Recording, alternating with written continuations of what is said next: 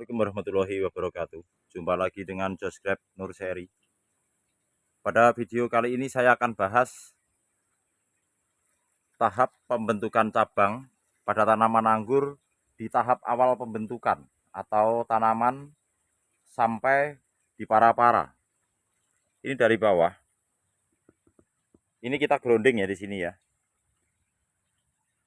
Varian Rose Fragrant. Seperti ini. Jadi di batang primer ini tidak ada tunas air yang kita pelihara sampai ke atas. Nah, setelah sampai ke atas, masuk ke para-para ini, kita belokkan. Dan seluruh tunas air ini kita pelihara untuk kita pilih menjadi cabang tersier.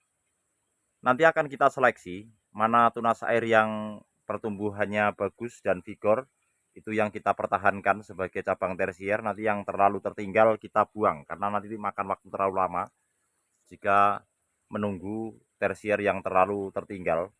Karena itulah kita memelihara seluruh cabang tersier dari tunas air ini untuk yang di pohon ini.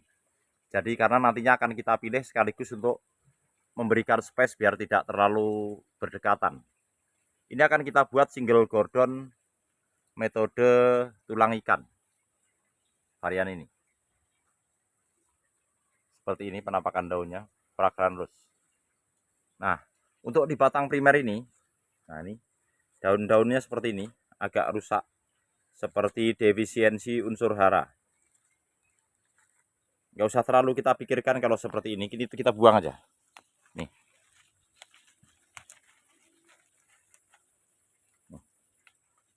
Selesai. Jadi daripada pusing mikirin daun seperti ini kurang apa, kita buang saja.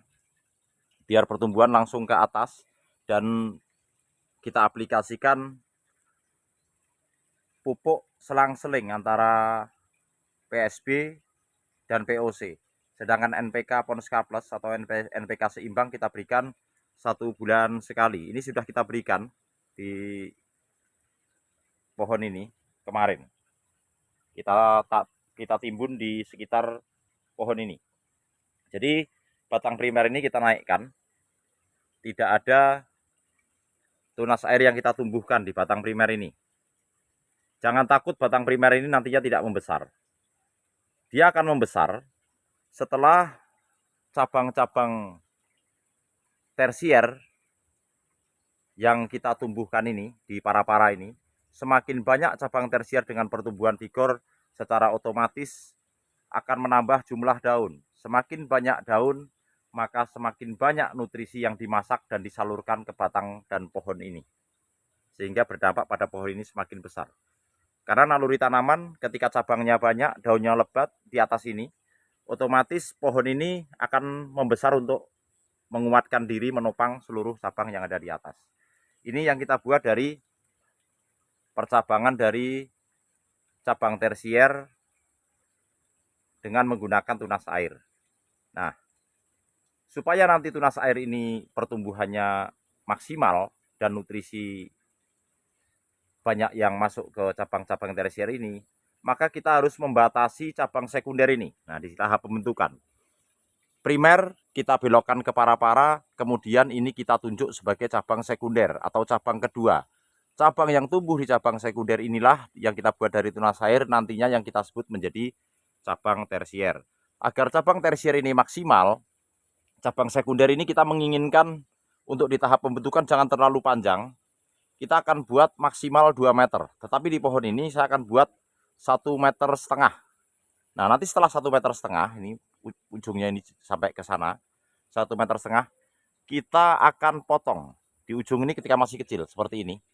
Lalu tunas air kita biarkan, sehingga pertumbuhan berpindah ke tunas air atau aliran nutrisi akan mengalir ke seluruh tunas air ini. Karena cabang sekunder ini telah kita hentikan. Dengan demikian, oke. Dengan begitu, setelah cabang sekunder ini ujungnya kita hentikan, di sini, setelah 1,5 meter ini kita potong, maka aliran nutrisi akan berpindah ke tunas-tunas air ini. Atau cabang tersier yang kita buat dari tunas air ini. sehingga cabang tersier menjadi lebih cepat besar atau vigor. Jadi di tahap pembentukan jangan terlalu panjang untuk cabang sekundernya. Kalau di saya maksimal 2 meter kalau untuk di tahap pembentukannya, atau disesuaikan dengan tempat kawan-kawan semua. Jadi kalau memang tempatnya tidak memungkinkan, jangan terlalu panjang. Kenapa cabang tunas air ini kita pelihara semua? Nantinya juga kita akan seleksi. Kalau memang ini pertumbuhannya nanti terlalu tertinggal kita buang, tapi kalau bagus semua kita pelihara. Karena ini tahap pembentukan awal. Nanti jika di tahap pembentukan cabang tersier yang kedua, kita bisa menambah jumlah cabang tersier pasca pembuahan pertama dengan bantuan Dormek di pohon ini, Fragrandus. Lalu bagaimana cara membuat cabang tersier ini yang kita buat dari tunas bat? Karena ada kawan kita yang bertanya, di tahap pembentukan bisakah membuat cabang tersier dari tunas bat? Oke, kita berpindah ke pohon ini. Ini varian akademik. Daunnya juga kita buang seperti ini. Ini kita grounding ya. Jadi daun-daun ini kita buangi. Karena tanaman ini sebelumnya kita tanam di planter bag, di polybag. Sehingga defisiensi unsur hara. Karena pemupukannya memang tidak rutin. Tapi setelah kita grounding di tempat ini, nanti kita akan aplikasikan pupuk vegetatif makro primer maupun makro sekundernya akan kita berikan. Nah ini, daun ini kita buang di batang primer ini. Jadi tidak ada masalah ketika daun ini dibuang. Lalu bagaimana cara membuat percabangannya dari tunas bat untuk cabang tersier di tahap pembentukan? Ini kita tumbuhkan dari tunas bat. 1, 2, 3, 4. Nah di sebelah sana masih kita sisakan tunas airnya. Karena saya punya kepentingan untuk membuat konten ini. Bagaimana cara membuat cabang tersier dari tunas bat maupun tunas air di tahap pembentukannya.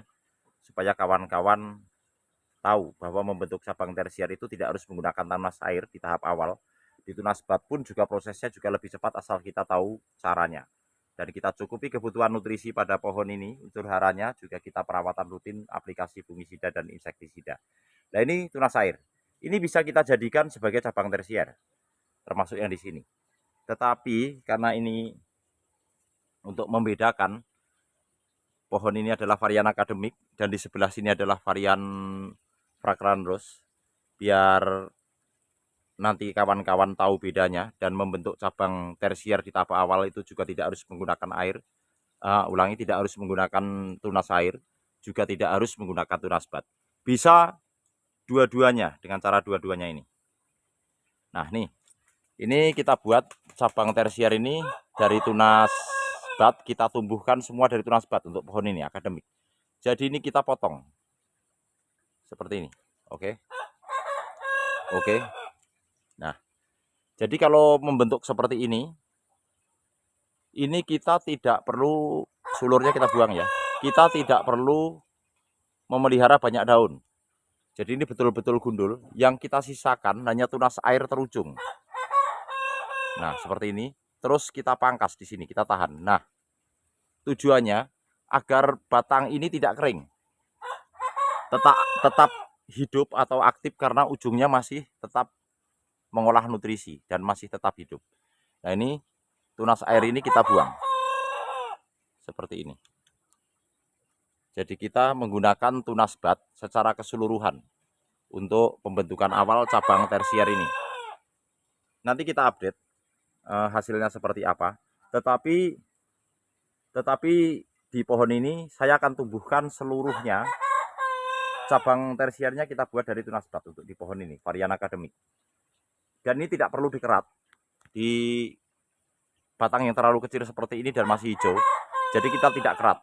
Yang terpenting adalah memelihara daun terujung.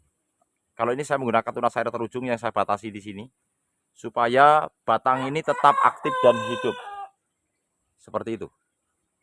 Di tahap pembentukan ini, jadi kawan-kawan pemula yang baru menyimak video saya, sebenarnya teknik seperti ini sudah saya lakukan berkali-kali, tetapi kali ini saya contohkan kembali biar lebih mudah untuk dipahami oleh rekan-rekan. Ini menanam anggur di tanah langsung atau di grounding di tempat ini. Seperti ini. Dengan sistem rambatan para-para. Metode percabangan tersier single gordon tulang ikan. Single gordon, satu sekunder. Primer yang kita belokkan menjadi sekunder. Dan cabang yang tumbuh di cabang-cabang sekunder atau cabang primer yang kita belokkan ini kemudian kita sebut sebagai cabang tersier atau cabang produksi. Nanti kita akan buahkan di cabang-cabang ini. Nah, ini seperti ini ya di tahap awal. Jadi kalau kawan-kawan awal menanam anggur, dari tanam, naikkan ke atas. Daun ini sebenarnya dibuang boleh, tidak boleh. Dibuang apabila daun ini rusak atau terkena hama, sehingga mengganggu proses fotosintesis. Justru dengan adanya daun yang rusak atau daun yang terserang hama maupun jamur, justru mengganggu pohon ini dalam proses fotosintesis. Karena fotosintesisnya terganggu sehingga dapat menyebabkan tanaman ini justru tidak sehat. Kita pelihara daun-daun baru aja yang di atas sana.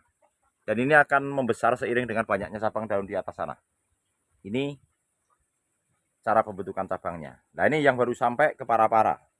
Ini varian Sansekerta nih, masih kecil, juga kita grounding. Kita naikkan ke atas seperti ini. Nah, nih terlihat. Jadi daun-daun terdahulu di bibit pohon ini, awalnya ini memang kita tanam di polybag. Defisiensi unsur hara karena tidak pernah kita pupuk. Nih, bahkan ada yang kena jamur, kekurangan unsur hara makro primer maupun sekundernya karena memang ini tidak kita pupuk di bibit pohon ini. Jadi daun-daun seperti ini justru ini juga terkena jamur nih. Jika kita pelihara dapat mengganggu kesehatan tanaman ini. Jadi secara keseluruhan kita buang. Nah, seperti ini. Ini kita buang secara keseluruhan untuk daun-daunnya yang di batang primer ini. Nah, kita pelihara daun teratas itu. Tuh, sudah sangat vigor ya, karena ini sudah terkena pupuk POC dan NPK sehingga pertumbuhan tunas barunya vigor. Nih, varian Sansekerta. Nah, ini setelah sampai para-para nanti kita akan belokkan ke sini untuk kita jadikan single gordon seperti ini. Nah, seluruh daun dan cabang yang ada di para-para ini nanti kita pelihara. Sekian dulu, semoga video ini bermanfaat dan menginspirasi kawan-kawan semua. Terima kasih. Wassalamualaikum warahmatullahi wabarakatuh.